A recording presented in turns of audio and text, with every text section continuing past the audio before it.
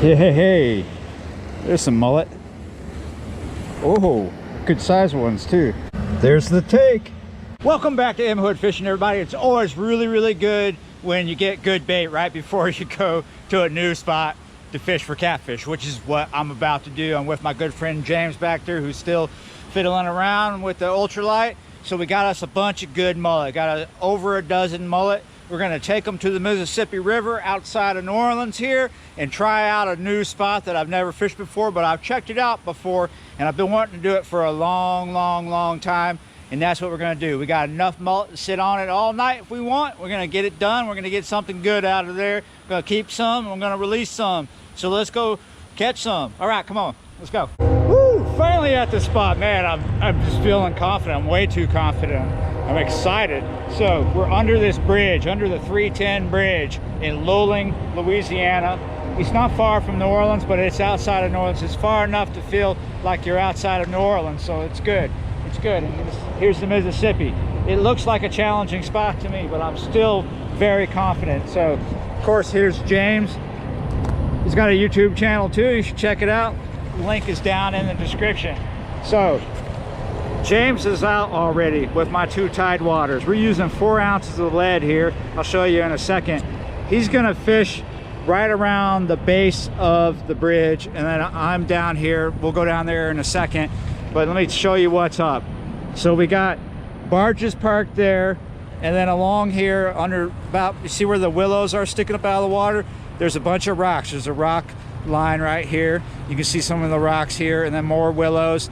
And we're gonna cast out this way, and look, another barge. So we're basically fishing between barges. We might see some barge traffic tonight, but mostly I don't really expect to see any right in here. So we're basically gonna fish this channel in between the bank and the base of the bridge, and then I'm gonna have 2 lines out this way. But this current is super strong here right now, so I can't necessarily just throw out the 2 rods I have down there. I can't just throw them out as far as I can. I did bring the 12 footers. Let's go over here and show them to you. So the reason why, even though I'm using 4 ounces of lead, if I throw them out super far into that current, it's gonna take me right into that barge right there. I think, in theory, that's what I think. So we're gonna try and fish this break line. If you look right here where the base of the bridge ends, you see the current doing something kind of funny right there. It's kind of swirling around. It's a current line. We're gonna throw it right into that and see what it does to these 4 ounces of lead. Now let's look at my rods. So I got 2 different kinds of 12 footers I haven't got to fish with this year. This is a Daiwa beef stick. I like it. And I think I've got an old Okuma reel on there. Not much I like to talk about. That reel is old and needs to go, but it's still good. Now this one I like. This is a Penn Pursuit. Pretty good reel. It's done me good over the years, and I got this on a 12-foot ugly stick, which is a decent rod for the money. All right, let's get some baits out there. So here's the bank sinkers I'm using. 4 ounces of lead tonight on lead trolleys, and I got the barrel swivel with the bead and all that great stuff. I'm using 50-pound trilene monofilament leaders, and we're using odd 8s. We're both fishing big baits, but I'm gonna fish 2 mullet heads. Here's my 1 mullet head. Here's my 2nd mullet head. He's fishing big mid-sections of mullet on odd 8s. He's got the same kind of stuff. He's got the same rigs because they're my rigs. Let's put this 2nd mullet head on. Let me show you how I do that. If you look underneath here, under its mouth, you'll see we got like a seam right there. We're gonna go through that, and then you got to put some muscle into it, and then you come out through the top. Not gonna lose that. It's nice. Like I said, I've never fished here, but I've always wanted to, and I don't know anybody who has fished here, though I know people do fish it. This could be an instant snag, could be snaggy, maybe not. I think it's probably 50-50. So let's put this first one out.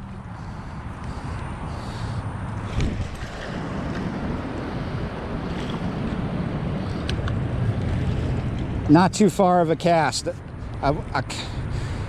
We'll just leave that like that. That current's pretty strong, even that close in. Let's see if I can do better with my 2nd cast. I haven't cast a 12-footer in over a year. Takes a little getting used to.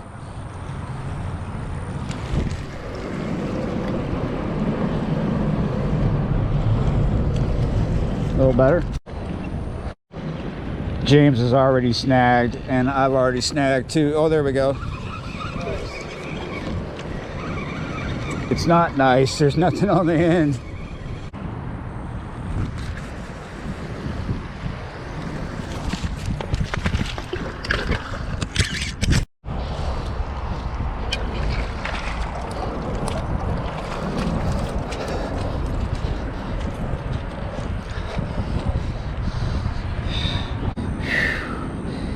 It just dawned on me that there's a possibility that I may not have been filming during this. Please tell me I was, right? So I thought maybe he was bleeding because he swallowed my bait, but as you can see right here where my finger is, right in his gargantuan mouth, is my hook. It's not down his throat. Ooh, this is almost a double-handed mouth here. You can get both here. Oh, it is a two-hander. My goodness. Can I get up? Yeah, I'm not too old to do this, man. Look at that. Nice. It feels like about maybe 48, 50 pounds. I don't know. It's pretty big, pretty heavy. We don't have a scale down here with us right now. I tell you what, this is a really snaggy spot to fish, but that's why there's really big fish here. It's just really, really snaggy. But even though it's super snaggy, I'm super happy. You don't know. You have no idea. Whoa, this is nice. Let's let him go. Come on with me.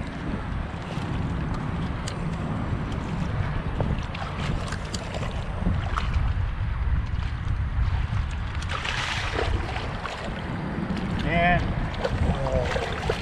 you think he's gonna make it? He's bleeding a little bit. I don't know.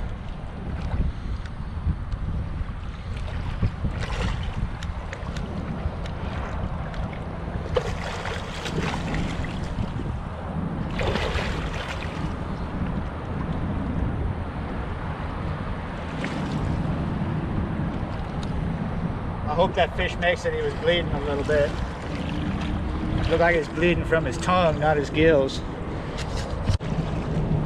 This rod I just cast out right as that fish hit, and I had to just drop it and grab my rod.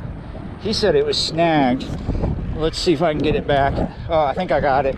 You just got to watch right in front of us. Like I said, there's a lot of rocks and there's willows.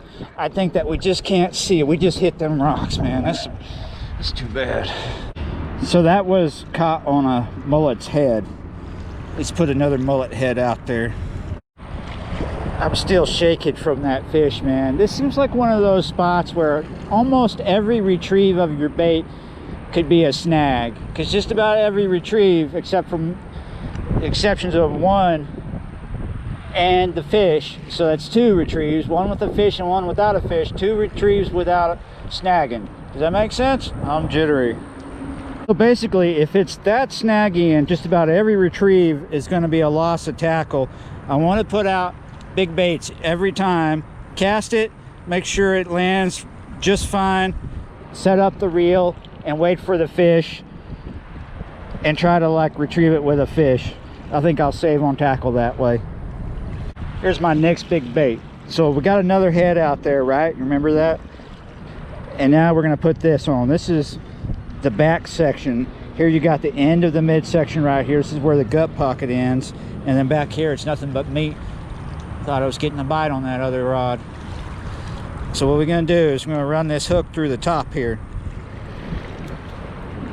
and we kind of want it to be a little deep because we're going to leave this out here for a while. If we came too shallow, the bait wouldn't last long enough. We've got to make use of each bait placement. Can't just willy-nilly bring them in and out. We'll go through way too much tackle doing that. All right, so a lot has been going on with the ugly stick line here. Let's see if we can get it back without a sacrifice, but I feel like, oh yeah, it's on the sacrificial altar right now. Ooh.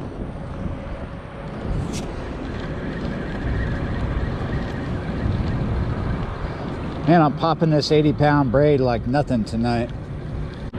There's something out there that just cuts through the line.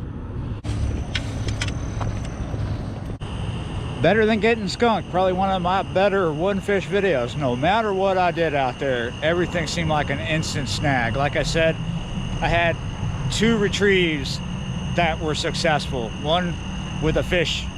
It was a really nice sized fish, really big fish. So it was definitely worth coming out to this spot. I don't know if I'd ever come back because, like I said, super snaggy. Not just snaggy, there's stuff down there that just cuts right through the braid. So if you follow in my footsteps to this spot, mono, try some mono, heavy mono, 50 pound or better. Yeah, you're right. But I really enjoyed bringing in that horse of a fish. That was awesome. I mean, I'm full of life right now. So go ahead and give a big thanks to James, because he's the one that made this happen today. He drove out here, so big thanks to James. Thanks, man. And go over there and check out his channel. Links down in the description. Oof.